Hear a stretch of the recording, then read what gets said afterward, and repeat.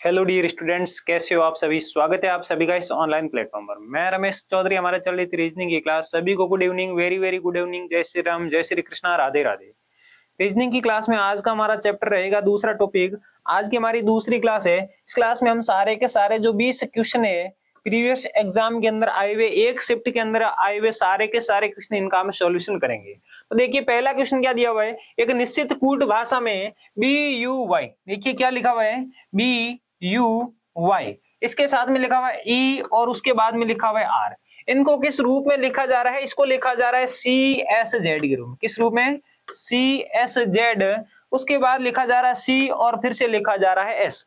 तो यहां हमें देखना है बी यू वाई ई और आर को सी एस जेड सी और एस के रूप में लिखेंगे तो इनके बीच में अक्षरों का अंतर कितने कितने का है, या फिर किस प्रकार का लॉजिक है जिसके आधार पर इन अक्षरों के बीच में अंतर किया जा रहा है। तो बी का क्रमांक कितना होता है सर, बी का क्रमांक 2 होता है, यू का क्रमांक 21 होता है, वाई का क्रमांक 25 होता है, ई का क्रमांक 5 होता है, आर का क्रमांक 18 होता है। इसी प्रकार हम यहाँ देखेंगे, देखिए सी का क्रमांक 3 होता है, एस का क्रमांक है जो 19 होता है, जेड का क्रमांक 26 होता है, सी का क्रमांक 3 होता है, एस का क्रमांक है जो 19 होता है। ठीक है, अब देखिए आगे हमारे सामने क्या है, दो से हम क्या बना रहे हैं सर, दो से हम 3 बना रहे हैं, यानी कि सीधा सीधा प्लस का 1 किया जा रहा है। 21 से हम 19 बना रहे हैं तो यहाँ माइनस का 2 कर रहे हैं। यहाँ देखिए 25 से 26 बनाया जा रहा है तो प्लस का 1 किया जा रहा है। यहाँ देखिए 5 से 3 बनाया जा रहा है, इनकी माइनस का 2। यहाँ 18 से 19 इनकी प्लस का 1। तो यहां से हमारा लॉजिक क्या रहा है, plus 1 minus 2 plus 1 minus 2 plus 1 minus 2। ठीक है, सभी को वेरी वेरी गुड इवनिंग। हमारी आज की क्लास का पहला ही क्वेश्चन हमने स्टार्ट किया है। ठीक है, हाँ अब देखिए हमारे सामने क्या है, पहले अक्षर में प्लस का 1, दूसरे में माइनस का 2, फिर प्लस का 1, फिर माइनस का 2, फिर प्लस का 1। आगे देखिए लिखा हुआ C H I L D. देखिए सी में प्लस 1 करेंगे बिल्कुल से डी हो जाएगा, एच में माइनस 2 करेंगे एफ हो जाएगा, आई में प्लस 1 करेंगे जे हो जाएगा, एल में माइनस 2 करेंगे जे हो जाएगा। देखिए आई में प्लस 1 तो भी जे और एल में माइनस 2 तो भी जे, डी में प्लस 1 करेंगे तो ई हो जाएगा। ठीक है, हाँ अब देखिए आगे हमसे किसका पूछा जा रहा है, हमसे पूछा जा रहा है डेथ का, यानी कि डी ई ए टी और एच, इनका हमसे पूछा जा रहा है। इनको किस रूप में लिखा जाएगा, इनका कोड क्या होगा। ठीक है, हाँ अब हम क्या करेंगे सर, पहले अक्षर से तो माइनस का 1 करें, सॉरी प्लस का 1 करेंगे। पहले अक्षर में प्लस का 1, दूसरे में माइनस का 2 करेंगे, तीसरे में प्लस का 1 करेंगे, चौथे में क्या करेंगे सर, चौथे में माइनस का 2 कर देंगे और पांचवे में प्लस का 1 कर देंगे। ठीक है, तो डी में प्लस 1 करेंगे, हम कहां पहुंचेंगे सर, जी पे। ई से माइनस 2 करेंगे, हम कहां पहुंचेंगे सर, हम पहुंचेंगे सी पे। ए में प्लस 1 करेंगे, हम पहुंच जाएंगे बी पे। टी से माइनस 2 करेंगे तो हम पहुंच जाएंगे सर आर पे। और एच में प्लस 1 करेंगे तो हम कहां पहुंचेंगे, आई पे। तो हमारा आंसर क्या हो जाएगा, यस हाँ आंसर हो जाएगा इस क्वेश्चन का आंसर होगा जी सी बी आर और I, G C B R I, G C B R और आई, एक डी ई ए टी और उसके बाद में एच। ठीक है, तो यहां देखिए क्या किया जा रहा है, अच्छा एक मिनट, डी से प्लस 1, सॉरी डी में प्लस 1 करेंगे तो ई होगा ना, यस यस सॉरी डी में प्लस 1 करेंगे तो ई ही होगा, पहला अक्षर ई हो जाएगा। ठीक है, ई के बाद में सी है, उसके बाद में बी है। ठीक है, ई सी बी आर और आई, यानी कि ए ऑप्शन एकदम से सही आंसर होगा। पहले मैंने डी में प्लस 2 मतलब डी के बाद में जी लिख दिया था, जबकि डी के बाद में ई होगा। ए ऑप्शन एकदम से करेक्ट होगा, कौन सा, ए ऑप्शन है जो एकदम से करेक्ट आंसर होगा। सबसे पहला अक्षर ई होगा, उसके बाद सी होगा, उसके बाद बी है, उसके बाद आई है, उसके बाद आर और उसके बाद में आई, यानी कि ए ऑप्शन करेक्ट है। यस गुड, हाँ ए ऑप्शन सही आंसर है। आप सभी का कमेंट आ रहा है ए ऑप्शन, यानी कि ए ऑप्शन ही सही है। अगला भी कोडिंग डिकोडिंग का क्वेश्चन है। एक निश्चित कूट भाषा में एम ओ एन टी और एच को किस रूप में लिखा जा रहा है। देखिए एम ओ एन टी और एच, यानी कि मंथ को किस रूप में लिखा जा रहा है, एम के साथ में लिखा जा रहा है 14, ओ के साथ में लिखा जा रहा है 12, उसके बाद में देखिए एन के साथ में लिखा जा रहा है 13, टी के साथ में लिखा जा रहा है 7 और एच के साथ में लिखा जा रहा है 19। तो देखिए ये किस रूप में लिखा जा रहा है सर, इनका वर्णमाला क्रमांक तो है नहीं, क्योंकि देखिए एम का वर्णमाला क्रमांक 13 होता है, 13 में 1 प्लस करेंगे तो 14, 12 में इस ओ का क्रमांक 15 होता है, 15 से 12 यानी कि माइनस का 3, फिर माइनस का 1। इस प्रकार नहीं होगा। यहाँ क्या होगा, यहाँ हम सबसे पहले इनको थोड़ा सा हम नीचे लिख रहे हैं। ठीक है, देखिए यहाँ 14 लिखा जा रहा है, फिर लिखा जा रहा है 12, फिर 13, फिर 7 और फिर 19। तो सबसे पहले क्या किया, इसका विपरीत वर्णमाला का विपरीत क्रमांक लिखा। m का विपरीत क्रमांक n होता है। m का विपरीत क्रमांक कौन सा होता है, तो m का विपरीत क्रमांक है जो n होता है। m का विपरीत क्रमांक n होता है। m का विपरीत क्रमांक n होता है तो यहां हमने n का क्रमांक लिख दिया। O का विपरीत क्रमांक सर L होता है तो यहां हमने L का क्रमांक लिख दिया। N का विपरीत क्रमांक M होता है तो सर यहां हमने M का क्रमांक लिख दिया। इसी प्रकार T का विपरीत क्रमांक G होता है। T का विपरीत क्रमांक G होता है। T का विपरीत क्रमांक क्या होगा, T का विपरीत क्रमांक G होता है तो यहां हमने G लिख दिया। इसी प्रकार H का विपरीत क्रमांक S होता है तो यहां हमने S का क्रमांक लिख दिया। तो देखिए ये जो संख्या है या फिर अंक है, अंक किस प्रकार से लिखे जा रहे हैं, अंक है जो अक्षर है इनके वर्णमाला का विपरीत क्रमांक है उसका क्रमांक लिखा जा रहा है। वर्णमाला के विपरीत अक्षरों के क्रमांक, उनका क्रमांक, विपरीत अक्षर है उनका क्रमांक। m का विपरीत n, n का क्रमांक लीजिए। o का विपरीत l, l का क्रमांक। n का विपरीत m, m का क्रमांक। g से t, t का क्रमांक। h से s, s का क्रमांक लीजिए। इसी प्रकार यहां देखेंगे, देखिए y, y के साथ में दो हो जाएगा क्योंकि y का विपरीत b होता है, b का क्रमांक 2। e का विपरीत v होता है, v का क्रमांक 22 होता है, 2 के बाद में 22 लिख दिया। a का विपरीत z होता है, z का क्रमांक 26 लिख दिया। r का विपरीत i होता है, i का क्रमांक 9 लिख दिया। इसी प्रकार हमसे पूछा जा रहा है WEEK यानी कि वीक का। तो सबसे पहले हम क्या करेंगे सर, इस W का विपरीत क्रमांक वाला अक्षर लिखेंगे। W का विपरीत क्रमांक वाला अक्षर D होता है। E के विपरीत क्रमांक वाला अक्षर सर V होता है। E के विपरीत क्रमांक वाला अक्षर फिर से V होता है और K के विपरीत क्रमांक वाला अक्षर कौन सा होता है, P होता है। ठीक है, अब देखिए D के विपरीत क्रमांक, तो D का क्रमांक क्या होता है, 4। W का D हो जाएगा, D का 4 हो जाएगा। E का V हो जाएगा, V का 22 हो जाएगा। E का फिर से V है तो V का फिर से 22। K का P है तो P का क्रमांक हो जाएगा 16। आंसर हमारा क्या होगा, हमारा आंसर हो जाएगा 4, 22, 22, 16। 4, 22, 22, 16 किस ऑप्शन में, देखिए 4, 22, 22, 16 बिल्कुल ए ऑप्शन ही हमारा एकदम करेक्ट आंसर होगा। अरे डी नहीं होगा, ए होगा, क्योंकि डी के अंदर पहले 2 लिखा हुआ है। पहले 2 नहीं होना चाहिए, पहले 4 फिर 2, 2, 2, 2 फिर 1, 6। तो ए ऑप्शन हमारा एकदम से करेक्ट आंसर होगा। कौन सा, यस हाँ, ए ऑप्शन ही एकदम से करेक्ट आंसर होगा जिसमें लिखा हुआ है 4, 2, 2, 2, 2, 1, 6। ठीक है, A option is correct answer. विपरीत अक्षर के वर्णमाला क्रमांक को लिखा जा रहा है। आगे हमारे सामने देखिए क्या है, आगे जो हमारे सामने है एक कथन निष्कर्ष यानी कि सिलोजिज्म से रिलेटेड क्वेश्चन है। कौन सा, यस हाँ, सिलोजिज्म टॉपिक का क्वेश्चन है। किस टॉपिक का, सिलोजिज्म टॉपिक का क्वेश्चन है अगला हमारे सामने। तो देखिए सिलोजिज्म में हम किस प्रकार करते हैं सर, डायग्राम बना के। कुछ पत्ता गोभी चट्टाने हैं, तो ये डायग्राम पत्ता गोभी का हो जाएगा, ये डायग्राम है जो चट्टान का हो जाएगा। इसके अंदर हम क्या लिख देंगे सर, इसमें हम लिख देंगे पत्ता गोभी। ये हो जाएगा पत्ता गोभी का डायग्राम। ये किसका डायग्राम हो जाएगा सर, ये डायग्राम हो जाएगा चट्टान का। ठीक है, ये डायग्राम हो चुका है पत्ता गोभी और चट्टान। उसके बाद सभी चट्टाने पहिया है, इसका मतलब चट्टान और पहिया इस प्रकार से भी हो सकता है, या फिर इसी डायग्राम को हम इस प्रकार से भी बना सकते हैं। दोनों कंडीशन सेम ही है। ठीक है, ये डायग्राम किसका हो जाएगा, सभी चट्टाने पहिए हैं, यानी कि ये डायग्राम हो जाएगा पहिए का। ये किसका हो जाएगा, ये डायग्राम हो जाएगा पहिए का। उसके बाद में कोई भी पहिया कैंची नहीं है, इसका मतलब कैंची का डायग्राम पहिए से अलग होना चाहिए। कैंची का डायग्राम है जो पहिए से अलग होना चाहिए। ये कैंची का डायग्राम हो चुका है, ये पहिए का, ये चट्टान का, ये पत्ता गोभी का है। तो अब देखिए पत्ता गोभी और कैंची के बीच में कुछ रिलेशन हो सकता है या नहीं हो सकता है, इसका हमारे सामने स्पष्टीकरण नहीं है। लेकिन कैंची का पहिए के साथ में भी कोई भी रिलेशन नहीं होगा और कैंची का चट्टान के साथ में भी कोई रिलेशन नहीं होगा। क्यों नहीं होगा, क्योंकि कोई भी कैंची पहिया नहीं है या फिर कोई भी पहिया कैंची नहीं है, तो चट्टान वाला पूरा का पूरा हिस्सा है जो पहिए के अंदर आ रहा है, इसलिए कैंची और चट्टान के बीच में भी कोई रिलेशन नहीं होगा। पहला निष्कर्ष है सभी पत्ता गोभी पहिए है। क्या सभी पत्ता गोभी पहिए है क्या, सर सभी पत्ता गोभी तो पहिए नहीं है, लेकिन डायग्राम के आधार पे हम बता सकते हैं कुछ पत्ता गोभी पहिए है। कुछ पत्ता गोभी पहिए है, सभी पत्ता गोभी पहिए नहीं हो सकती। पहला निष्कर्ष एकदम ही गलत है। दूसरा निष्कर्ष, कुछ चट्टान पहिया है क्या, सर कुछ चट्टान पहिया बिल्कुल अंदर से बाहर आ रहे हैं सर, कुछ भी हो सकता है, सभी भी हो सकता है। हमारे सामने कुछ लिखा हुआ है, इसका मतलब है कुछ चट्टान है जो पहिया है, एकदम से सही निष्कर्ष है। तीसरा निष्कर्ष, कुछ पहिए कैंची नहीं है, बिल्कुल कोई भी पहिया कैंची नहीं है। पहिए और कैंची के बीच में कोई रिलेशन नहीं है, स्पष्ट लिखा हुआ है कोई भी पहिया कैंची नहीं है। तो यहां से हम बोल सकते हैं सर कुछ पहिया भी कैंची नहीं है, क्योंकि पहिए और कैंची के बीच में कोई संबंध नहीं है, कोई पहिया कैंची नहीं है, इसे हम कुछ पहिया कैंची नहीं है ये भी बोल सकते हैं। तो तीसरा निष्कर्ष भी एकदम से सही है। तो पहला निष्कर्ष गलत है और दूसरा और तीसरा दो ही निष्कर्ष सही है। दूसरा और तीसरा दो ही निष्कर्ष सही है। अरे सुनील, सी नहीं होगा, क्योंकि सी के अंदर तो लिखा हुआ है पहला निष्कर्ष सही है, पहला तो एकदम ही गलत है। ए ऑप्शन में लिखा हुआ है दोनों निष्कर्ष दूसरा और तीसरा अनुसरण करता है, तो ए ऑप्शन ही हमारा एकदम से करेक्ट आंसर हो जाएगा। जिसमें लिखा हुआ है दोनों निष्कर्ष 2 और 3 यानी कि सेकंड और थर्ड दोनों निष्कर्ष अनुसरण करते हैं, तो हमारा ए ऑप्शन ही एकदम से करेक्ट हो जाएगा। जिसमें लिखा हुआ है दोनों निष्कर्ष यानी कि सेकंड और थर्ड दोनों के दोनों अनुसरण करते हैं। अगला क्वेश्चन देखिए क्या है, उस विकल्प आकृति का चयन करें एम्बेडेड फिगर यानी कि जिसमें जो दी गई आकृति में सन्निहित है, यानी कि इस विकल्पों में से किस विकल्प को उठा के अगर हम यहाँ रखेंगे तो पूरा पूरा चिन्हित है, यानी कि पूरा पूरा मिल जाएगा, बिल्कुल भी बाहर नहीं रहेगा। आगे लिखा हुआ है घूर्णन की अनुमति नहीं है, यानी कि हमें घुमाना नहीं है, सीधा सीधा रखना है। कैसे रखना है?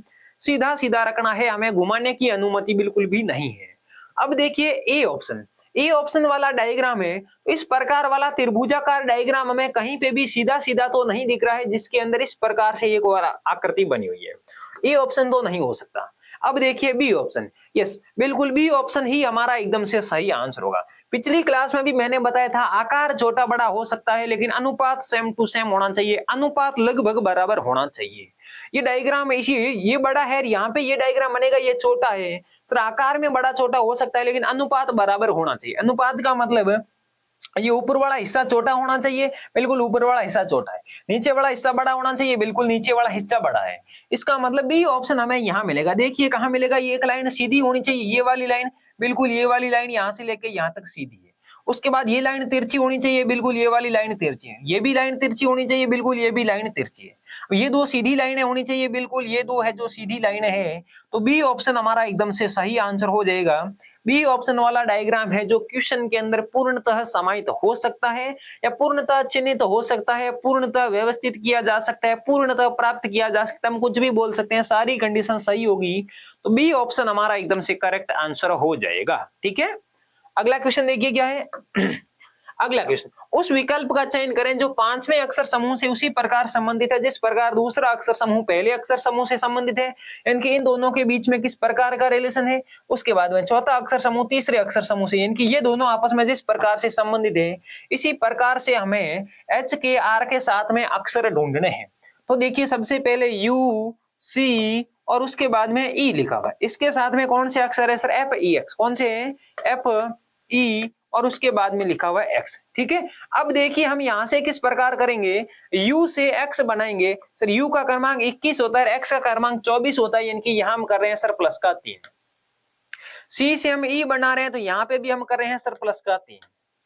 e से हम f बना रहे हैं तो यहां से हमने क्या कर, सॉरी यहां हमने किया प्लस का 2। C से हमने E बनाए तो क्या कर दिया सर, C से हमने E बनाए तो प्लस का 2 कर दिया, E से हमने F बनाया तो प्लस का 1 कर दिया। तो देखिए पहले अक्षर को सबसे लास्ट में लिखा जा रहा है। ठीक है, गुड मॉर्निंग, अरे गुड मॉर्निंग नहीं, अब गुड इवनिंग हो चुकी है। ठीक है, अभी उठे हो तो अच्छी बात है लेकिन अब गुड इवनिंग हो चुकी है। हाँ, अब देखिए सर सबसे पहले अक्षर को सबसे लास्ट में लिखा जा रहा है, इसमें प्लस का 3 किया जा रहा है, बीच वाले अक्षर को बीच में ही लिखा जा रहा है, प्लस का 2 किया जा रहा है, सबसे लास्ट वाले अक्षर को सबसे पहले लिखा जा रहा है, प्लस का 1 किया जा रहा है। इसी प्रकार अगर हम यहाँ देखेंगे, देखिए पी जी और एस, तो P के सामने लिखा जा रहा है सर T, उसके बाद में I है, उसके बाद में S है। तो यहां अगर हम देखेंगे तो देखिए बिल्कुल P में प्लस का 3 करेंगे तब क्या हो जाएगा, S हो जाएगा। G में प्लस का 2 करेंगे तो क्या हो जाएगा, बिल्कुल से I हो जाएगा। S में प्लस का 1 करेंगे तो क्या हो जाएगा, T हो जाएगा। इसी प्रकार हमसे किसका पूछा जा रहा है सर, हमसे पूछा जा रहा है H, K और R का। तो यहां हम क्या करेंगे सर, H को तो सबसे लास्ट में लिखेंगे, R को सबसे पहले लिखेंगे, K को बीच में ही रखेंगे। H में कितने प्लस करेंगे सर, H में 3 प्लस कर देंगे, K में 2 प्लस कर देंगे, R में 1 प्लस करेंगे। R में 1 प्लस करेंगे तो क्या हो जाएगा सर, S हो जाएगा। K में प्लस 2 करेंगे तो क्या हो जाएगा सर, M हो जाएगा। H में प्लस 3 करेंगे तो क्या हो जाएगा, K हो जाएगा। तो हमारा आंसर क्या हो जाएगा, आंसर बन जाएगा SMK। आंसर क्या बनेगा, SMK। SMK होगा, SNK नहीं होगा, SMK होगा, क्योंकि K का क्रमांक 11 होता है, 11 प्लस 2 तो 13 ही होता है। तो बी ऑप्शन ही हमारा एकदम से करेक्ट आंसर होगा। दूसरे में हमें प्लस 2 ही करेंगे, बीच वाले अक्षर के अंदर हम प्लस 2 ही करेंगे राकेश, ए ऑप्शन नहीं होगा, बी एकदम से करेक्ट होगा। देखिए एस का तो एस सही है, एस तो दोनों में सही है, लेकिन एस के बाद में एम होगा, एन नहीं होगा। ठीक है, और एम के बाद में के होगा, जे नहीं होगा। ए बी ऑप्शन हमारा एकदम से करेक्ट आंसर है, ए नहीं होगा बी होगा, क्योंकि के प्लस 2 एम होता है। ठीक है, अगला क्वेश्चन देखिए क्या लिखा है, उस विकल्प का चयन कीजिए जो तीसरे शब्द इनकी सेम टू सेम एनालॉजी का क्वेश्चन है। हमें इन दोनों के बीच का रिलेशन याद करना है। देखिए लिखा हुआ है पीडियाट्रिशियन। पीडियाट्रिशियन क्या होता है? पीडियाट्रिशियन के साथ में लिखे हुए हैं बच्चे। तो बच्चों से संबंधित जो भी रोग होते हैं उनका रोग निदान करने वाला, यानी कि बच्चों से संबंधित रोगों का जानकार, या फिर बच्चों से संबंधित रोगों का इलाज करने वाला, बच्चों से संबंधित रोगों का जानकारी रखने वाला, या फिर बच्चों से संबंधित रोगों का अध्ययन करने वाले को क्या बोला जाता है? पीडियाट्रिशियन। क्या बोला जाता है? पीडियाट्रिशियन बोला जाता है। तो ये कौन है? ये है सर बच्चों से संबंधित रोगों की जानकारी रखने वाला या फिर रोगों का इलाज करने वाला। इसके बारे में हम क्या लिखेंगे? बच्चों से संबंधित रोगों का इलाज करने वाला, बच्चों से संबंधित रोगों का इलाज करने वाला, या फिर रोगों का पता लगाने वाला, रोगों के बारे में जानकारी रखने वाला, रोगों के बारे में अध्ययन करने वाले, कि बच्चों की जो भी बीमारियां होती है, छोटे छोटे बच्चों की, उन बीमारियों के बारे में जो भी जानकारी रखता है, उपाय करता है, इलाज करता है, उसे बोला जाता है पीडियाट्रिशियन। इसी प्रकार डर्मेटोलॉजिस्ट कौन होता है? तो डर्मेटोलॉजिस्ट होता है त्वचा से संबंधित जानकारी रखने वाला या फिर त्वचा रोग की इलाज करने वाला। त्वचा को हम बोल सकते हैं चमड़ा भी बोल सकते हैं, हम स्किन भी बोल सकते हैं, ठीक है। तो त्वचा या फिर चमड़े से संबंधित जो भी बीमारियां होती है, इन बीमारियों की जानकारी रखने वाला, इन बीमारियों का इलाज करने वाला, त्वचा संबंधित बीमारियों का इलाज करने वाला क्या कहलाता है? सर त्वचा संबंधित बीमारियों का इलाज करने वाला कहलाता है, क्या कहलाता है? डर्मेटोलॉजिस्ट। क्या कहलाता है? डर्मेटोलॉजिस्ट। तो डी ऑप्शन हमारा एकदम से सही आंसर हो जाएगा, जिसमें लिखा हुआ है त्वचा। त्वचा को चमड़ा बोला जा सकता है या फिर त्वचा को स्किन बोला जा सकता है। ये हमारा जो भी चमड़ा है, पूरे शरीर का बाहरी आवरण, इसे ही त्वचा या फिर चमड़ा बोला जाता है। तो डी ऑप्शन हमारा एकदम से करेक्ट आंसर हो जाएगा। Yes, good. अब चलते हैं अगले क्वेश्चन की ओर। देखिए अगला क्वेश्चन क्या है। अगला क्वेश्चन आपके लिए है, जल्दी से कमेंट करके बता दो, उस समुच्चय का चयन करें जिसकी संख्याओं के बीच ठीक वही संबंध है जो संबंध निम्नांकित समुच्चय की संख्याओं में है। नोट, संख्याओं को उसके घटक अंकों में विभाजित नहीं करना, यानी कि 13 है तो 13 को 13 ही रखना है। ये नहीं सर एक अलग कर दिया, 3 अलग नहीं करना, ये नहीं करना है। हमें 13 को 13 ही रखना है, कि 2 अंकों की संख्या को 2 अंकों की संख्या ही रखना है, ठीक है। तो देखिए 90 है, 20 है, 90 और उसके बाद में 10 है, 25 है, 135 है, 10 है। इन दोनों के बीच में जिस प्रकार का रिलेशन है, इसी प्रकार का रिलेशन किस ऑप्शन में है, हमें वो ऑप्शन बताना है। जल्दी से कमेंट करके बता दो। क्वेश्चन नंबर 7 आपके लिए है।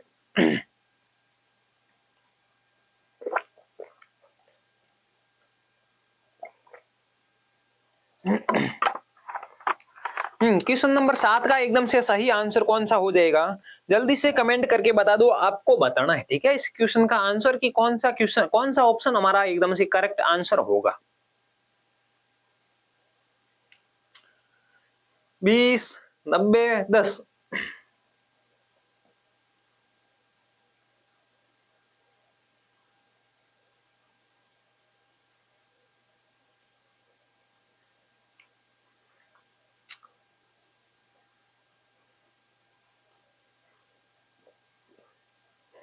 बादल गुज्जर, हेलो सर। हेलो नहीं बोलते हैं, गुड इवनिंग बोल सकते हो आप, या फिर किसी आंसर का कमेंट दे सकते हो, ठीक है।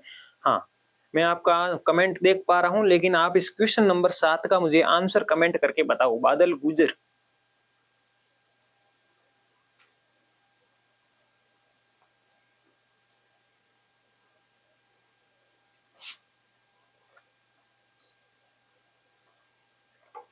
सुनील ने बताया है डी।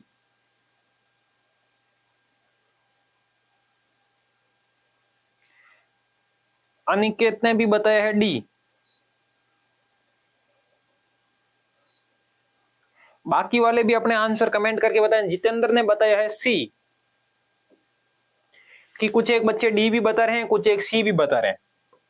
डी सही होगा या सी सही होगा, अभी हम करके देखते हैं। देखिए सबसे पहले हमारे सामने 20, 90 और उसके बाद में लिखा हुआ है 10। तो यहां हम क्या करेंगे, इन दोनों संख्याओं का अंतर करेंगे। 20 में से 10 माइनस करेंगे। 20 में से 10 माइनस करने के बाद में इस संख्या को हम 9 से गुणा कर देंगे, ठीक है। तो 20 में से 10 माइनस करेंगे, शेषफल के रूप में क्या बचेगा सर? 10 बचेगा। 10 को 9 से गुणा करेंगे, क्या हो जाएगा? 90 हो जाएगा, जो कि बीच वाली संख्या है। तो यहां हम देखिए क्या कर रहे हैं। हाँ, दीपक ने बताया है बी, और उससे पहले एक दो किसी ने सी भी बताया है। Continue. Yes, Thakur Prince Singh बता रहे हैं सी इज राइट सर जी। अभी चेक करके देखते हैं, ठीक है। तो देखिए यहाँ हमारा लॉजिक क्या है, फर्स्ट और लास्ट दोनों संख्याओं का आपस में अंतर करके उसको 9 से गुणा करेंगे तो हमें बीच वाली संख्या प्राप्त हो रही है। इसी प्रकार देखिए 25 माइनस 10, इसी प्रकार 25 माइनस कर देंगे 10, इसको अगर हम 9 से गुणा करेंगे, इसको क्या करेंगे, इसको अगर हम 9 से गुणा करेंगे तो हमें क्या प्राप्त हो जाएगा, 25 में से 10 कम करेंगे तो शेषफल के रूप में बचेगा 15, 15 को 9 से गुणा करेंगे तो संख्या क्या हो जाएगी, 135 हो जाएगी, जो कि बिल्कुल से सही है। अब हम इस प्रकार ऑप्शन करेंगे, मोनू ने भी बताया है डी। अगर हम 22 में से 7 कम करेंगे तो शेषफल के रूप में क्या बचेगा सर, 22 में से 7 कम करेंगे तो शेषफल के रूप में हमारे सामने बच जाएगा 15, क्या बचेगा 15। अब देखिए 15 को अगर हम 9 से गुणा करेंगे तो क्या होगा सर, 15 को 9 से गुणा करने पे तो 135 ही होना चाहिए, ए ऑप्शन तो हो ही नहीं सकता, बी ऑप्शन। 19 में से 15 कम करेंगे, शेषफल के रूप में बचेगा 4, 4 को अगर हम 4 को 9 से गुणा करेंगे तो 4 को 9 से गुणा करने पे तो 36 ही होता, तो बी ऑप्शन भी नहीं हो सकता, बी ऑप्शन भी नहीं हो सकता। 18 में से 10 माइनस करेंगे, शेषफल के रूप में बचेगा 8, 8 को अगर हम 10 से गुणा कर 8 को अगर हम 9 से गुणा करेंगे बिल्कुल से 72 ही होगा, देखिए हमारा सी ऑप्शन एकदम से करेक्ट होगा। सी ऑप्शन के अकॉर्डिंग हम क्या करेंगे सर, 18 माइनस 10 करेंगे, 18 माइनस 10 इसको हम गुणा कर देंगे 9 से, 18 माइनस 10 क्या होता है सर, 18 माइनस 10 होता है 8, 8 को जैसे हम 9 से गुणा करेंगे क्या होगा, 72 होगा, और 72 ही संख्या हमारे सामने बीच में लिखी हुई है, इसका मतलब सी ऑप्शन हमारा एकदम से सही आंसर हो जाएगा। अगर डी ऑप्शन होगा तो डी ऑप्शन के अकॉर्डिंग देखिए 30 माइनस 12, तो 30 में से हाँ सी ऑप्शन एकदम से करेक्ट, ठीक है। गुड इवनिंग सर जी, गुड इवनिंग। प्रवीण आनंद ने बताया सी, बिल्कुल सी ऑप्शन सही है। 30 में से 12 माइनस करेंगे, शेषफल के रूप में बचेगा 18, 18 को 9 से गुणा करेंगे तो कितना हो जाएगा सर, 18 को 9 से गुणा करने पे 162 होता है, 169 नहीं होता है, इसका मतलब डी ऑप्शन भी गलत है, सी ऑप्शन हमारा एकदम से करेक्ट आंसर होगा, ठीक है, हाँ सी ऑप्शन। अब चलते हैं अगले क्वेश्चन की ओर। देखिए अगला क्वेश्चन क्या है, अब हमें क्या बनाना है सर, दर्पण प्रतिबिंब बनाना है। पहले की क्लास में हमने देखा था जब दर्पण क्षैतिज अवस्था के अंदर होता है, यानी कि बाएं से दाएं होता है, तो क्या होता है सर, लिखा हुआ दर्पण होगा, लेकिन हम बनाएंगे जल प्रतिबिंब।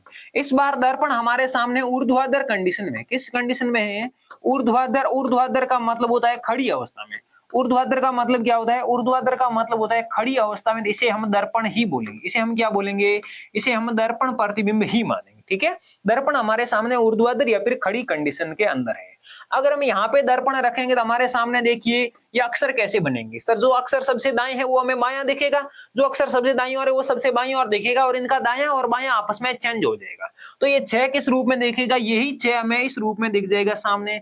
उसके बाद छोटा बी है जो डी के रूप में बन जाएगा, और छोटा डी है जो बी के रूप में बन जाएगा, ठीक है। ये आपस में इस प्रकार से चेंज हो जाएंगे। ये 7 की छोटी रेखा बाईं ओर है तो इसमें 7 की छोटी रेखा है जो दाईं ओर हो जाएगी। उसके बाद में एम है, तो देखिए एम इस प्रकार से चेंज हो जाएगा, एम की ये डंडी बाईं ओर है तो इसमें ये डंडी दाईं ओर चली जाएगी। ओ का कुछ भी चेंज नहीं होता है, एन है जो इस रूप में चेंज हो जाएगा, एन इस रूप में चेंज हो जाएगा। उसके बाद में देखिए 4 भी चेंज होता है, 4 किस रूप में चेंज होता है, 4 इस रूप में चेंज हो जाएगा, और 9 है जो 9 इस रूप में चेंज हो जाएगा। ये हमारा एकदम से करेक्ट आंसर हो जाएगा। तो देखिए ऐसा दर्पण प्रतिबिंब किस ऑप्शन के अंदर है, थोड़ा इंग्लिश नहीं यूज करो। अच्छा ओके, इंग्लिश नहीं यूज करेंगे, अच्छा इंग्लिश मुझे भी ज्यादा नहीं आती है, ज्यादा यूज करता भी नहीं हूं, अब ध्यान रखेंगे बिल्कुल भी कम यूज करेंगे, ठीक है। हाँ अब देखिए हमारे सामने 6 का प्रतिबिंब यही बनेगा, तो सर सबसे पहले 6 का दर्पण प्रतिबिंब इस प्रकार से होना चाहिए। सर ए ऑप्शन में इस प्रकार से नहीं है, ये पहला ही गलत है। बी ऑप्शन है, सी है, डी है, 3 ऑप्शनों में सही है। इसके बाद में डी के टाइप होना चाहिए, इनकी छोटा वाला जो भी छोटी वर्णमाला का बी है उसका दर्पण प्रतिबिंब छोटे डी के रूप में दिखता है, तो बी का बी तो हो नहीं सकता, बी ऑप्शन भी गलत है। ये दोनों सही है। उसके बाद ये दोनों सेम है, ये दोनों भी सेम है, लेकिन पहले एम है तो एम का प्रतिबिंब पहले एम ही बनेगा, यहाँ तो एन का प्रतिबिंब बनाया जा रहा है, तो एम डी ऑप्शन गलत हो जाएगा। सी ऑप्शन हमारा एकदम से सही होगा। कौन सा, C option is the correct answer. C option के अनुसार हमारा दर्पण प्रतिबिंब एकदम से सही है, ठीक है। सी ऑप्शन हमारा एकदम करेक्ट आंसर हो जाएगा, बिल्कुल। अगला क्वेश्चन देखिए क्या है, अब यहाँ हमें वर्ड अरेंजमेंट करना है, यानी कि शब्दकोश के अनुसार। शब्दकोश का मतलब होता है अल्फाबेट। शब्दकोश का मतलब क्या होता है, शब्दकोश का मतलब होता है अल्फाबेट, या जिसे हम बोल सकते हैं वर्णमाला क्रम में व्यवस्थित करना है। वर्णमाला क्रम का मतलब होता है वर्णमाला के अंदर जो अक्षर सबसे पहले आता है उसको सबसे पहले रखना है। देखिए सभी के अंदर पहला ही अक्षर एल ही है, सभी के अंदर क्या है, सभी ऑप्शनों के अंदर पहला अक्षर एल है, तो सर हम इसके आधार पे डिसाइड नहीं कर सकते। सभी में दूसरा अक्षर ओ है तो इसके आधार पे भी हम डिसाइड नहीं कर सकते। L O LO LO LO। इसके आधार पे तो हम नहीं बता सकते सर कौन सा अक्षर है जो सबसे पहले आएगा या फिर कौन सा ऑप्शन सबसे पहले रखेंगे। सर इसमें N है, एक नंबर में सबसे पहले N है, 2 नंबर में भी सबसे पहले N है, मतलब जो सेम है इसके अलावा। 3 नंबर में सर सबसे पहले V है, 4 नंबर में सबसे पहले U है और 5 नंबर में सबसे पहले C है। तो N N V U और C में से सबसे पहले कौन आएगा सर? सबसे पहले तो C वाला आएगा, सबसे पहले C वाला आएगा। उसके बाद सर उसके बाद N आता है तो N में कंफ्यूज है, लेकिन उसके बाद वाला तो कंडीशन सही है। 2 नंबर पे ये होगा तो 3 नंबर पे ये हो जाएगा, 2 नंबर पे ये होगा तो 3 नंबर पे ये हो जाएगा, लेकिन 4 नंबर पे तो यही होगा और 5 नंबर पे तो यही होगा। तो सबसे पहले सबसे लास्ट वाला होना चाहिए, सबसे पहले 5 होना चाहिए। बिल्कुल सभी ऑप्शनों में सबसे पहले 5 है। सर 2 और 3 का कंफ्यूज है, लेकिन उसके बाद तो क्या होना चाहिए? उसके बाद में 5 नंबर वाला है, अच्छा 4 नंबर वाला सबसे सेकंड लास्ट होना चाहिए। सबसे लास्ट में कौन सा होना चाहिए? सबसे लास्ट में 3 होना चाहिए। तो लास्ट में 4 3 किस ऑप्शन में है? लास्ट में 4 3 एक ही ऑप्शन में है, डी ऑप्शन। हम इसके आधार पर भी बता सकते हैं या हम इन दो का भी डिसाइड करेंगे सर एन एन वालों में से पहले कौन सा आएगा।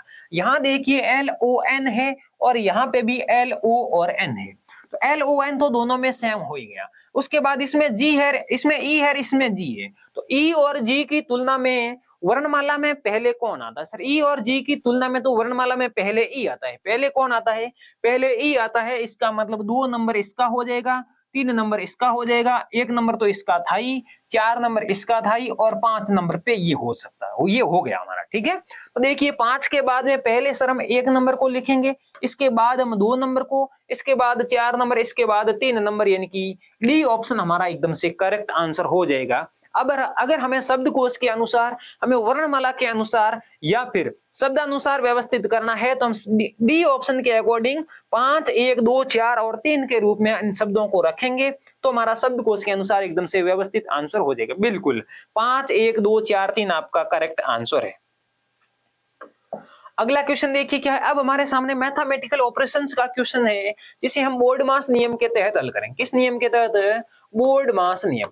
अब ये बोर्ड मास नियम क्या होता है सर? बोर्ड मास नियम बी का मतलब होता है ब्रैकेट, ब्रैकेट हमारे सामने है नहीं। ओ का मतलब होता है ऑफ, इस डी का मतलब होता है डिवाइडेशन यानी कि भाग, एम का मतलब होता है मल्टीपल यानी कि गुणा, ए का मतलब प्लस और एस का मतलब माइनस। ठीक है, ये सारे के सारे इन 4 अक्षरों का मतलब 4 चिन्हों से लिया गया है।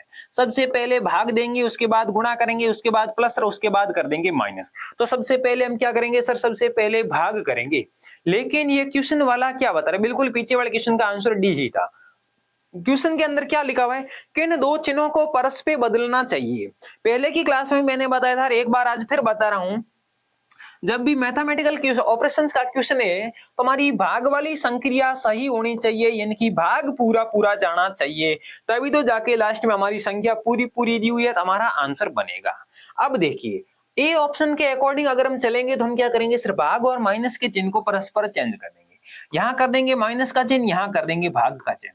सर क्या 84 के अंदर 14 का भाग जाता है? बिल्कुल 84 के अंदर 14 का भाग जाता है। कितनी बार? 6 बार। कितनी बार जाता है? 6 बार जाता है, इनकी 14 इंटू 6 होता है 84। तो देखिए 24 को हम फिर 6 से गुणा करेंगे, उसके बाद ये इसको हम माइनस कर देंगे। 24 को 6 से गुणा करके उसको माइनस कर देंगे। तो सर 24 को 6 से गुणा करने पे क्या होता है? 24 को 6 से गुणा करेंगे, देखिए 6 इंटू 4 फिर से 24 हो जाएगी।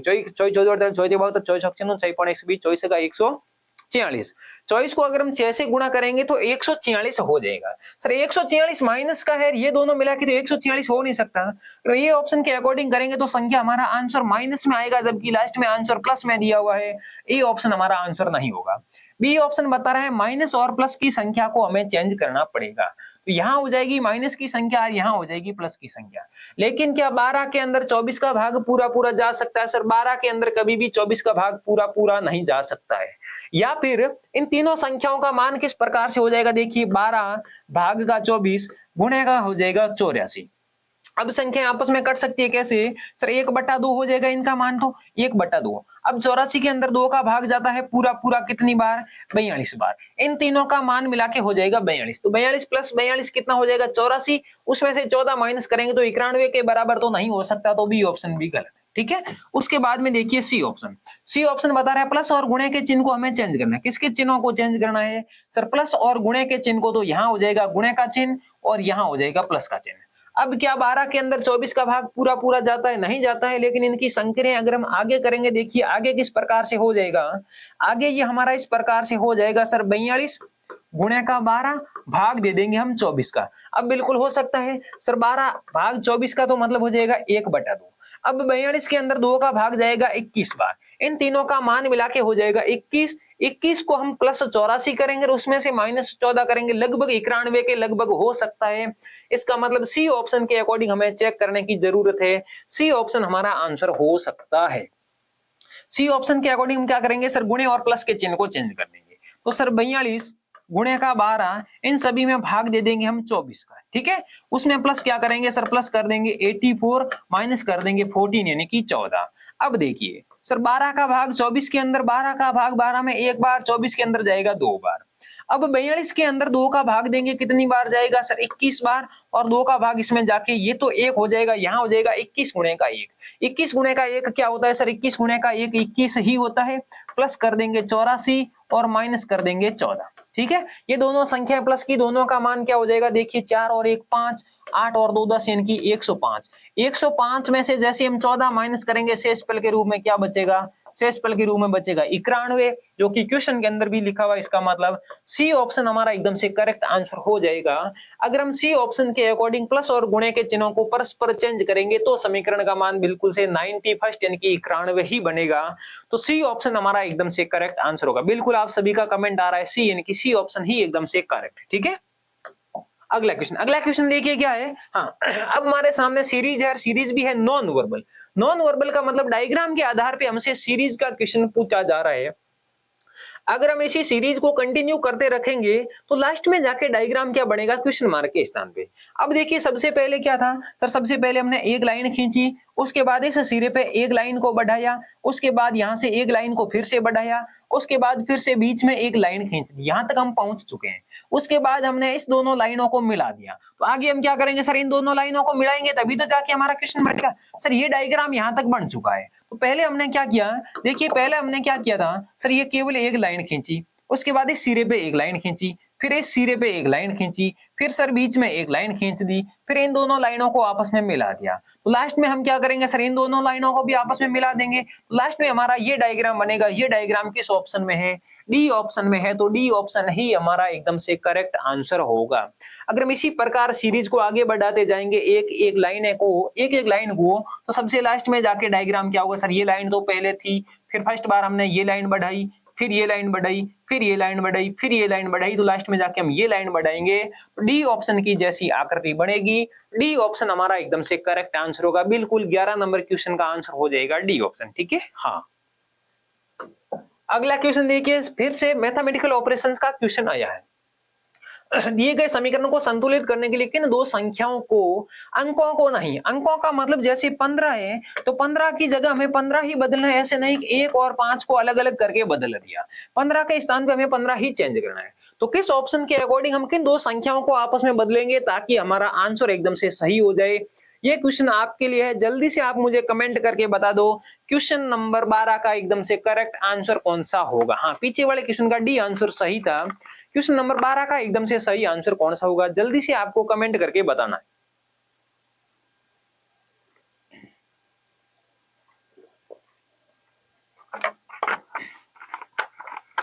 क्वेश्चन नंबर 12 का आंसर आपको कमेंट करके बताना है कि कौन सा आंसर, कौन सा ऑप्शन हमारा करेक्ट आंसर होगा।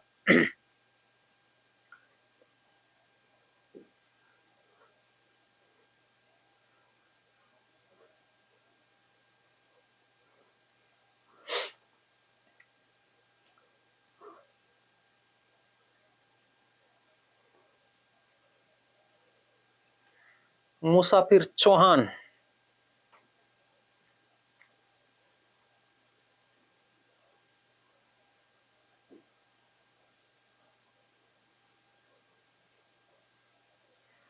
मुसाफिर क्वेश्चन नंबर 12 का करेक्ट आंसर बताओ, कौन सा आंसर सही होगा।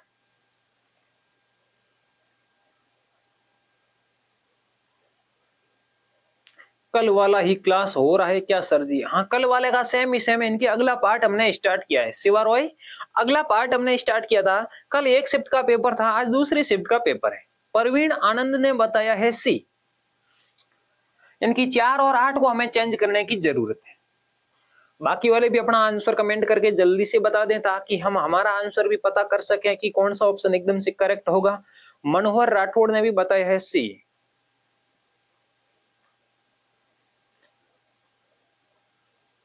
हाँ, मनोहर और परवीन आपके कमेंट में देख पा रहा हूं, लेकिन और किसी का कमेंट अभी तक नहीं आया है। बिल्कुल सी होगा या नहीं होगा अभी हम चेक करके देख लेंगे, ठीक है। हाँ, रामनंदन साहू ने भी बताया है सी।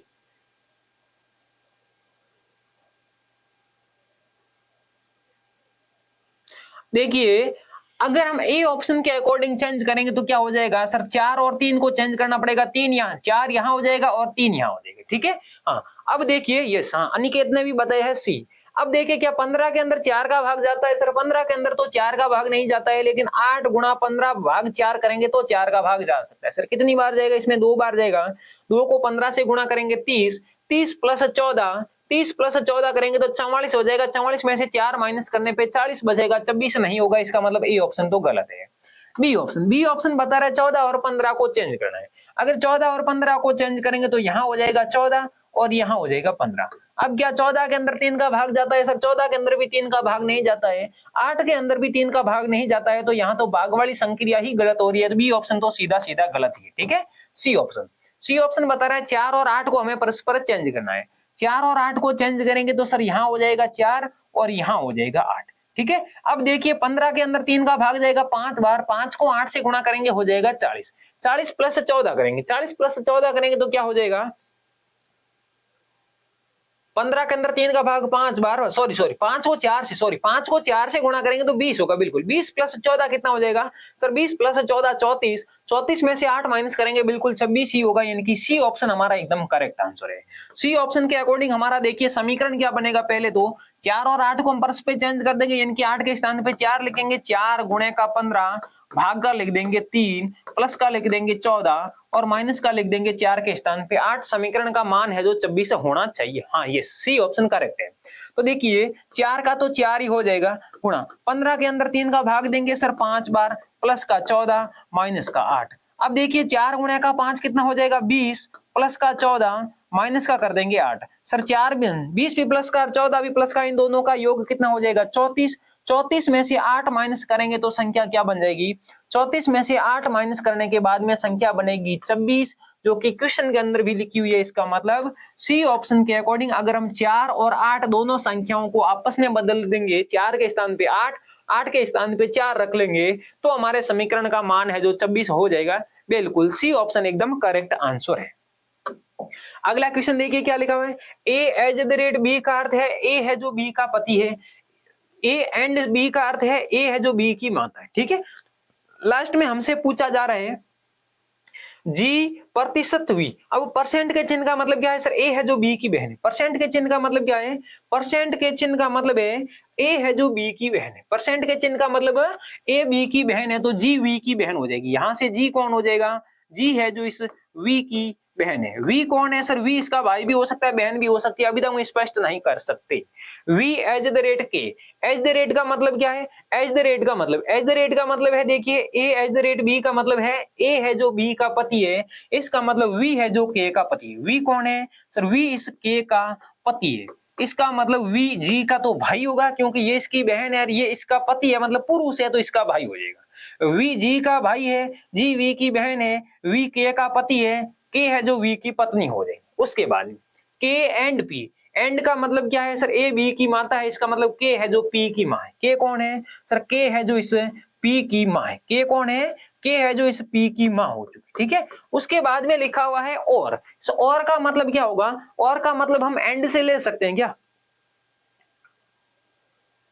अच्छा और का मतलब है इसका इसके साथ में कनेक्ट करना है। जी एच एस है, जी एच एस है, इसका मतलब एच का मतलब क्या होता है, एच का मतलब है ए है जो बी की बेटी है।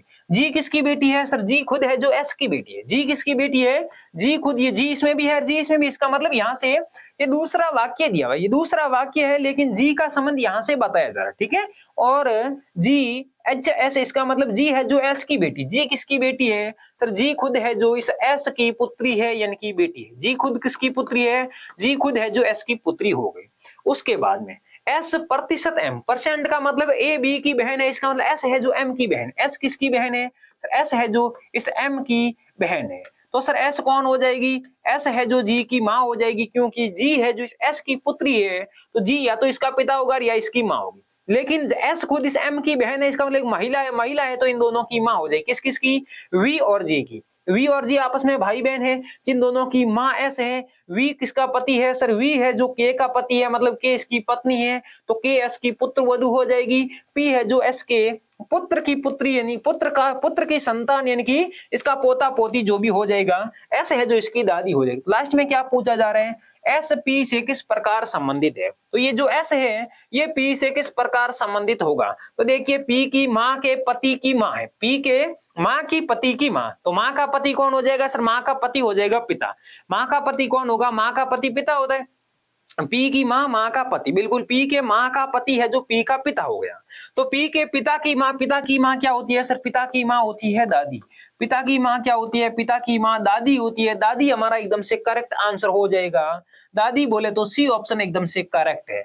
यहाँ थोड़ा सा आपको ध्यान रखना है, ए यहाँ लिखा हुआ है, बी यहाँ लिखा हुआ है, सी यहाँ लिखा हुआ है, डी यहाँ लिखा हुआ है, तो हमें सी आंसर बताना। हमें आंसर कौन सा बताना है? हमें आंसर सी ही बताना है, क्योंकि बी के स्थान पे सी लिखा हुआ है, तो आंसर तो हम सी ही बताएंगे। दादी होगी पिता की माता, पिता की माता का मतलब होता है दादी। हमें रिलेशन एस का बताना, यानी कि एस है जो पी की क्या लगती है, तो हम बता देंगे सर एस है जो पी की दादी लगती है। एस क्या लगती है? एस है जो पी की दादी लगती है। सी ऑप्शन एकदम से करेक्ट आंसर हो जाएगा। ठीक है, अगला क्वेश्चन देखिए क्या है।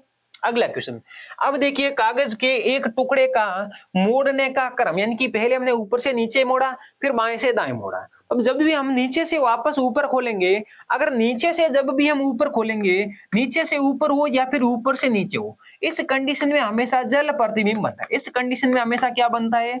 जल प्रतिबिंब। या फिर हम दाएं से बाएं खोलें या फिर बाएं से दाएं खोलें, इस कंडीशन में हमेशा दर्पण प्रतिबिंब बनता है। क्या बनता है? दर्पण प्रतिबिंब बनता है। इसको हम यहाँ खोलेंगे दर्पण प्रतिबिंब बनेगा, इसको हम ऊपर खोलेंगे जल प्रतिबिंब, इसको वापस ऊपर खोलेंगे जल प्रतिबिंब, या फिर इसको वापस यहाँ खोलेंगे तो दर्पण प्रतिबिंब बन जाएगा। तो सर सबसे पहले हमने क्या किया? सबसे पहले हमने इसको ऊपर से नीचे मोड़ा, फिर दाएं से बाएं मोड़ा, तो वापस पहले दाएं खुलेगा फिर ऊपर खुल जाएगा। तो पहले ये यहाँ खुल जाएगा और फिर ये ऊपर खुल जाएगा, यानी कि इसके टोटल 4 पार्ट हो जाएंगे। इसी डायग्राम के टोटल कितने पार्ट होंगे? 4 पार्ट हो जाएंगे। इसका दर्पण प्रतिबिंब बनाएंगे तो सर सबसे पहले यहाँ पे वर्ग होना चाहिए, ये त्रिभुज होना चाहिए, बीच में ये होना चाहिए, ये त्रिभुज सीधा सबसे राइट हैंड होना चाहिए, वृत्त सबसे राइट हैंड होना चाहिए। बीच में ये पतंगाकार आकृति बीच वाली तो बीच में ही बनेगी, पतंगाकार आकृति बीच वाली तो बीच में ही बनेगी, ये छोटी पतंगाकार आकृति यहीं बनेगी, ये वर्गाकार आकृति यहाँ बनेगी, ये वृत्त यहाँ बनेगा, ये त्रिभुज यहाँ बनेगा। त्रिभुज यहाँ सीधा ही बनेगा, क्योंकि त्रिभुज का दर्पण प्रतिबिंब हमेशा सीधा होता है, उल्टा कभी नहीं हो सकता। जल प्रतिबिंब आपस में उल्टा हो जाता है, यानी कि शीर्ष नीचे हो जाता है जल प्रतिबिंब के अंदर। इस प्रकार का ऑप्शन कौन सा है? देखिए पहला ऑप्शन, बिल्कुल यहाँ पे ये दोनों सही है, लेकिन ये दोनों गलत हो रहे हैं, क्योंकि देखो ये मूल आकृति है, मूल आकृति यहाँ कॉर्नर वाली होगी, तो ये देखिए 2 वृत्त तो इसमें है ही नहीं, ये जबरदस्ती 2 वृत्त बना रहा है, तो ये ऑप्शन तो सीधा सीधा गलत हो चुका है। सबको अच्छे से दिख रहा होगा ना, डायग्राम तो दिख रहे हैं ना? हाँ यस। अब देखिए सर ये यहां तक तो सही है, उसके बाद में ये त्रिभुज गलत बन रहा है, यानी कि ये दोनों आपस में दर्पण प्रतिबिंब नहीं बन रहे हैं, बी ऑप्शन भी गलत है। सर ये भी जैसा क्वेश्चन में था वैसा ही है, ये दोनों सही है, ये दोनों सही है, ये दोनों सही है, ये दोनों सही है, ये दोनों सही है, इस डायग्राम के अंदर सही है। अगर इस डायग्राम में देखेंगे तो देखिए ये वाला मूल डायग्राम तो सही था, लेकिन इस त्रिभुज के पास में ये त्रिभुज यहाँ होना चाहिए, ये वाला डायग्राम यहाँ होना चाहिए, केवल पहले के आधार पे भी डी ऑप्शन भी गलत है, केवल एक ही ऑप्शन सही बन रहा है, तो सी ऑप्शन ही हमारा एकदम से करेक्ट आंसर होगा। अगर हम इसका ऊपर बनाएंगे तो इसका जल प्रतिबिंब यहाँ बन जाएगा, इसका जल प्रतिबिंब यहाँ बन जाएगा, या फिर इसका हम ऊपर जल प्रतिबिंब बना लेंगे, फिर वापस से इसका यहाँ पे दर्पण प्रतिबिंब बना सकते हैं, तो इसका यहाँ बनाएंगे तो दर्पण प्रतिबिंब, ऊपर बनाएंगे तो जल प्रतिबिंब, अगर इसका ऊपर बनाएंगे तो जल प्रतिबिंब, इसका यहाँ बनाएंगे तो दर्पण प्रतिबिंब बन जाएगा। ठीक है, आपको जल और दर्पण प्रतिबिंब के आधार पे ही ध्यान रखना है, पेपर कट एंड फोल्ड वाला। तो सी ऑप्शन ही हमारा एकदम से करेक्ट आंसर। बिल्कुल गुड, आप सभी का आंसर आ रहा है सी ऑप्शन, और सी ऑप्शन ही हमारा सही आंसर है। अगला क्वेश्चन देखिए क्या है, कौन सा अक्षर समूह दी गई श्रृंखला में। अब हमारे सामने सीरीज है, क्या है सर? सीरीज है। तो सीरीज में सबसे पहले डी है, फिर बी है, फिर ए लिखा हुआ है, उसके बाद में अच्छा इनको थोड़ा सा नीचे लिख देते हैं, ठीक है, डी है, बी है और उसके बाद में ए है। अगली सीरीज में अगले 3 अक्षर क्या है सर? जे है, एच है और उसके बाद में जी है। अगले 3 अक्षर क्या है सर, पी है, एन है, उसके बाद में एम है। तो यहां से देखेंगे हम पहले पहले अक्षरों में क्या है सर, डी, डी से जे बनाया जा रहा है यानी कि प्लस का किया जा रहा है 6। सर जे से पी बनाया जा रहा है तो भी प्लस का किया जा रहा है 6। तो P में हम प्लस 6 करेंगे तब कहां पहुंचेंगे सर, P का क्रमांक होता है 16, 16 में 6 प्लस करते ही होता है 22, 22 नंबर क्रमांक पे कौन सा अक्षर होता है सर, V होता है, यानी कि पहला अक्षर V होना चाहिए। पहला अक्षर क्या होना चाहिए, पहला अक्षर है जो V होना चाहिए। पहला अक्षर V सर, 3 ऑप्शनों के अंदर पहला अक्षर V है तो पहला अक्षर तो V ही होगा। दूसरा अक्षर देखो 3 ऑप्शनों में T है, VT, VT, VT, तो दूसरा अक्षर हमें चेक करने की जरूरत ही नहीं है, दूसरा अक्षर टी ही होगा, दूसरा अक्षर है टी ही होगा, या फिर हम चेक भी कर सकते हैं सर, बी से एच बनाया इनकी प्लस का 6 किया, एच से एन बनाया तो भी हमने प्लस का 6 किया, आगे भी हम प्लस का 6 ही करेंगे, तो एन में प्लस 6 करेंगे तो हम कहां पहुंचेंगे सर, एन में प्लस 6 करते ही हम टी पे पहुंचेंगे, बिल्कुल से सही है। उसके बाद देखिए सर, ए से जी बनाया जा रहा है, ए से क्या बनाया जा रहा है, ए से जी बनाया जा रहा है, तो यहाँ पे भी प्लस का 6 किया जा रहा है, क्योंकि ए का क्रमांक 1 होता है, जी का क्रमांक 7 होता है, तो सीधा सीधा प्लस का 6। जी से एम बनाया, बिल्कुल 7 प्लस 6 13 होता है, बिल्कुल से प्लस का 6 किया जा रहा है। तो एम में भी हम प्लस का 6 कर देंगे, एम का क्रमांक सर 13 होता है, 13 में प्लस 6 करते ही क्या हो जाएगा सर, 19 हो जाएगा। 19 नंबर क्रमांक पे कौन सा अक्षर होता है, एस होता है, तो हमारा आंसर हो जाएगा सर वी टी और एस। आंसर क्या हो जाएगा, we T S. We T S किस ऑप्शन में लिखा हुआ है, ए ऑप्शन में लिखा हुआ है वी टी एस, तो ए ऑप्शन ही हमारा एकदम से करेक्ट आंसर हो जाएगा। बिल्कुल आप सभी का कमेंट आ रहा है ए ऑप्शन, यानी कि ए ऑप्शन ही एकदम से सही आंसर होगा। बिल्कुल हाँ, ए ऑप्शन एकदम से करेक्ट आंसर है। अगला क्वेश्चन देखिए क्या है, हाँ अगला क्वेश्चन देखिए, सेम टू सेम इसी प्रकार की सीरीज है, ठीक है। तो देखिए सबसे पहले हमारे सामने यू ई आर बी लिखा हुआ है, उसके बाद में आर एच ओ और ई लिखा हुआ है, इसके बाद में हमारे सामने एक क्वेश्चन मार्क दिया हुआ है, इसके बाद में क्या लिखा हुआ है, इसके बाद में लिखा हुआ है एल एन आई के, और इसके बाद में लिखा जा रहा है आई क्यू एफ और एन, ठीक है। ये हमारे सामने अक्षरों के समूह है।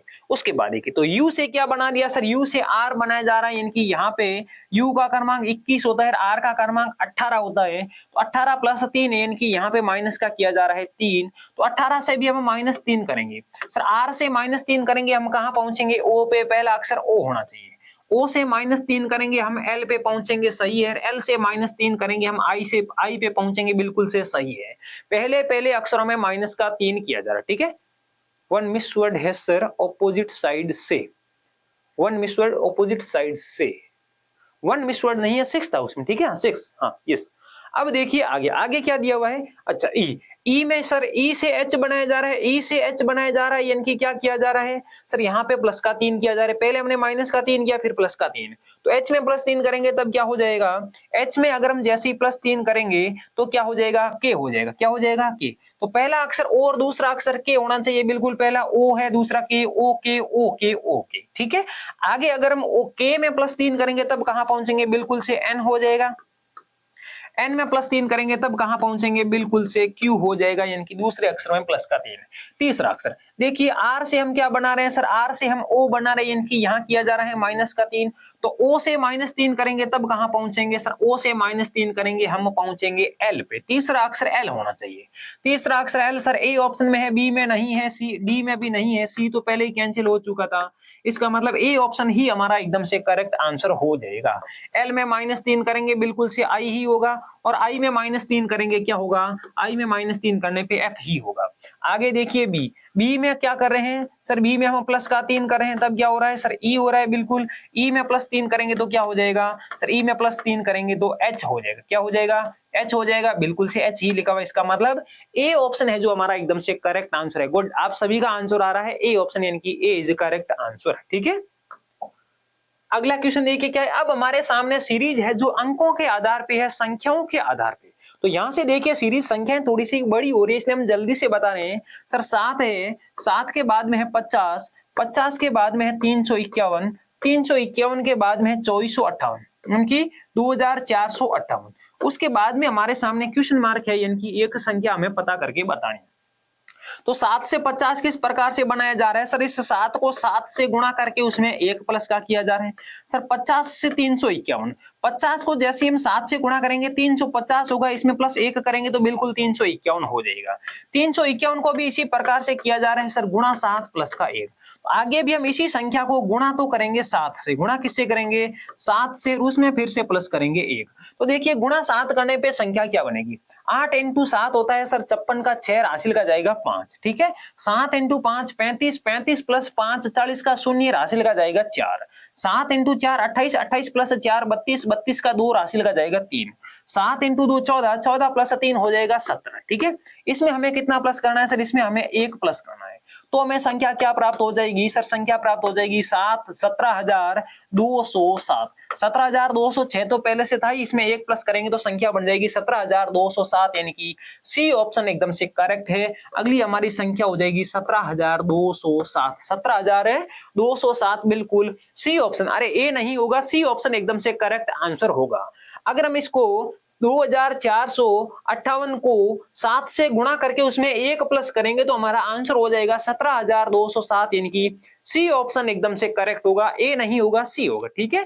प्रत्येक को क्या कर रहे हैं सर? जो भी संख्या, पहली संख्या गुणा 7 प्लस 1, दूसरी संख्या को गुणा 7 प्लस 1 करके तीसरी संख्या को गुणा 7 प्लस 1 करके चौथी संख्या को गुणा 7 प्लस 1 करके हम पांचवी संख्या प्राप्त करेंगे। संख्या प्राप्त हो जाएगी 17,207, यानी कि सी ऑप्शन करेक्ट है। गुड, सी ऑप्शन सही है। अगला क्वेश्चन देखिए क्या है, इसी प्रकार की सीरीज है हमारे सामने। अब देखिए सबसे पहले 7 है, उसके बाद में 17 है, उसके बाद में हमारे सामने कंटिन्यू लगातार क्वेश्चन मार्क दे दिया। इसके बाद में 137 यानी कि 137, उसके बाद में 407, उसके बाद में 1217 है। तो देखिए यहाँ क्या किया जा रहा है सर? 7 को हमने गुणा किया 3 से, 7 को 3 से गुणा करने पे 21, 21 में से हम माइनस कर देंगे 4, 21 में से माइनस 4 करेंगे तो संख्या प्राप्त हो जाएगी 17।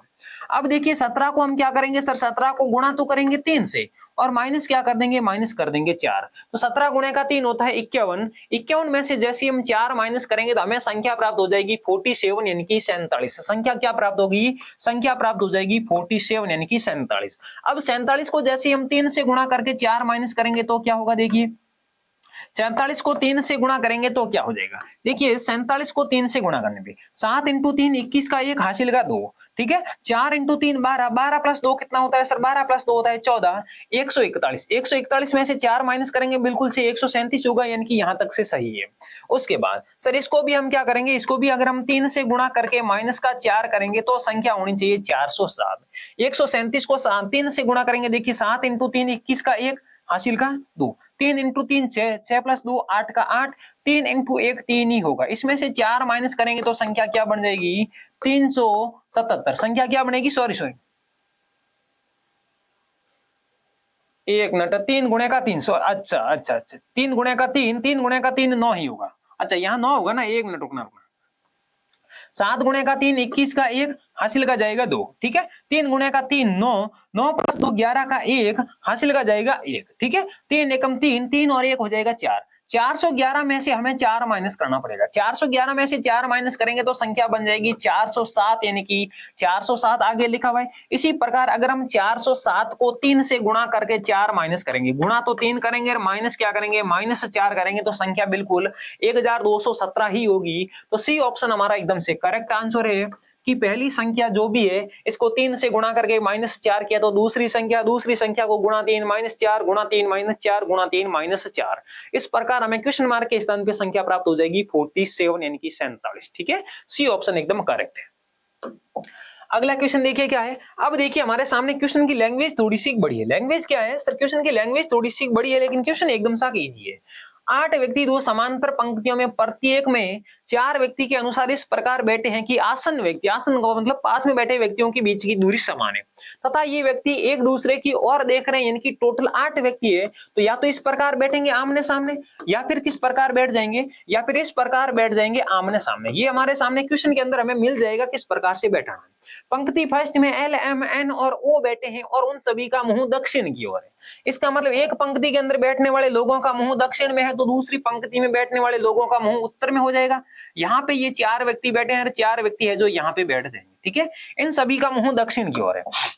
इन सभी का मुंह दक्षिण की ओर है। इस पंक्ति के अंदर टोटल कितने व्यक्ति है सर? टोटल 4 व्यक्ति है। इस पंक्ति का नाम भी क्या दे रखा है? इस पंक्ति का नाम भी दे रखा है पंक्ति फर्स्ट। इस पंक्ति का नाम हो जाएगा पंक्ति सेकेंड।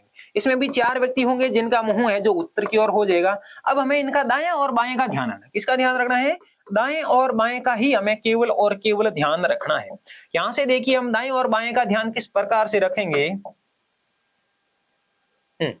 अब देखिए इन सभी का दायां इस साइड में होगा, इन सभी का दायां इस साइड में होगा और बायां है जो इस साइड में हो जाएगा।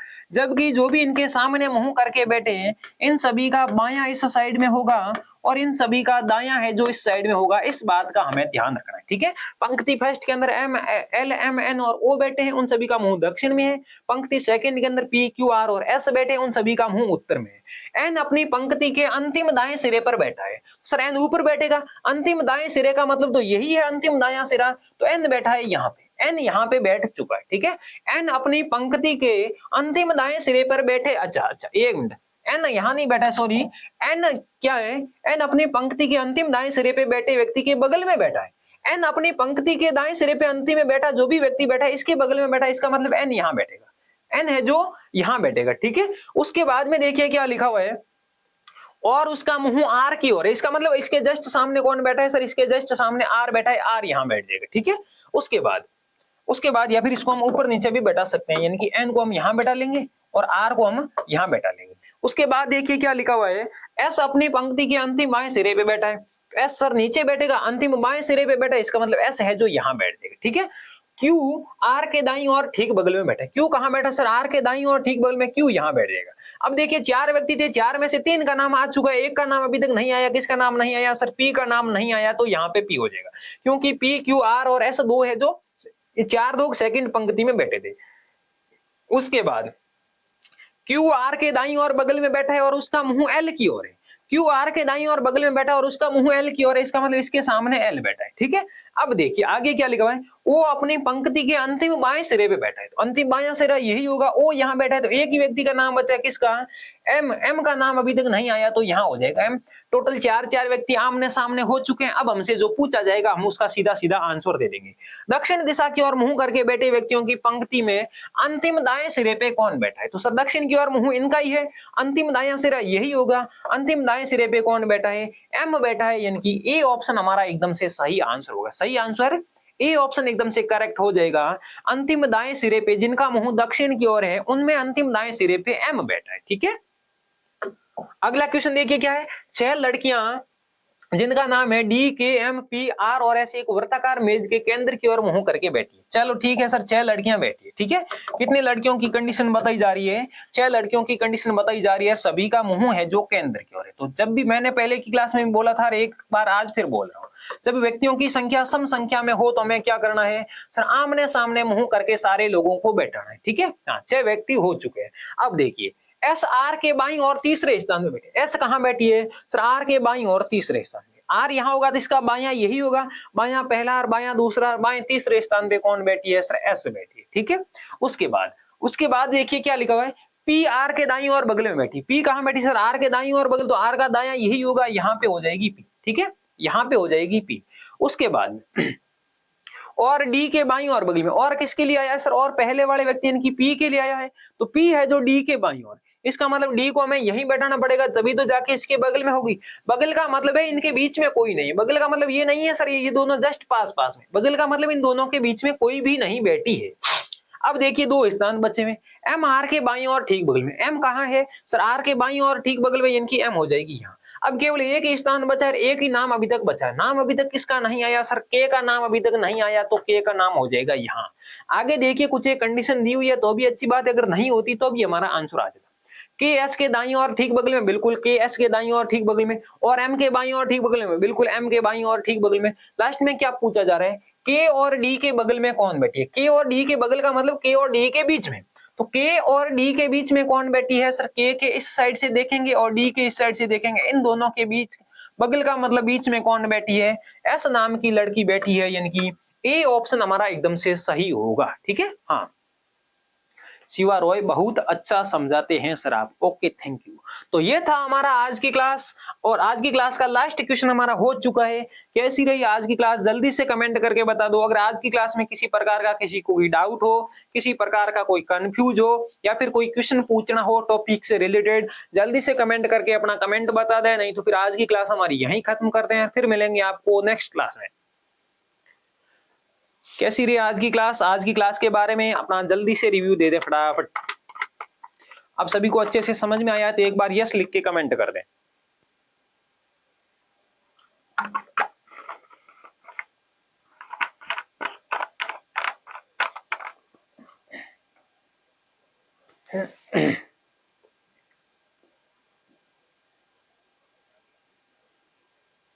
के और डी के बगल का मतलब होता है दोनों के ठीक बीच में, ठीक है। दो व्यक्तियों के बगल का मतलब होगा दोनों के पड़ोस में होनी चाहिए। दोनों के पड़ोस का मतलब इसके इस साइड से इसके इस साइड से, दोनों के बीच में ऐसा ही होगी। दोनों के बगल में या फिर दोनों के बीच का मतलब एक ही होता है। अब ये दोनों व्यक्ति आमने सामने भी हो सकते हैं या फिर विपरीत भी हो सकते हैं। बहुत अच्छा रहा sir ji, okay thank you.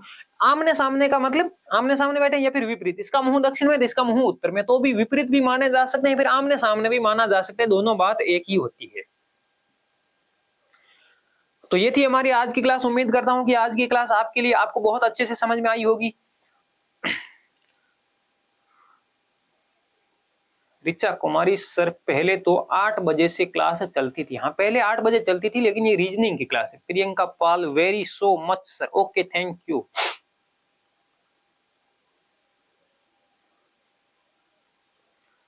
तो ये थी हमारी आज की क्लास। उम्मीद करता हूं कि आपके लिए बहुत अच्छी और उपयोगी साबित होगी, आपको अच्छे से समझ में आया होगा। आज के लिए इतना ही, फिर मिलेंगे नेक्स्ट क्लास में। तब तक के लिए सबको थैंक यू। जय हिंद, जय भारत, ऑल द बेस्ट। स्वस्थ रहो, मस्त रहो, अच्छे से पढ़ाई करो। Okay thank you.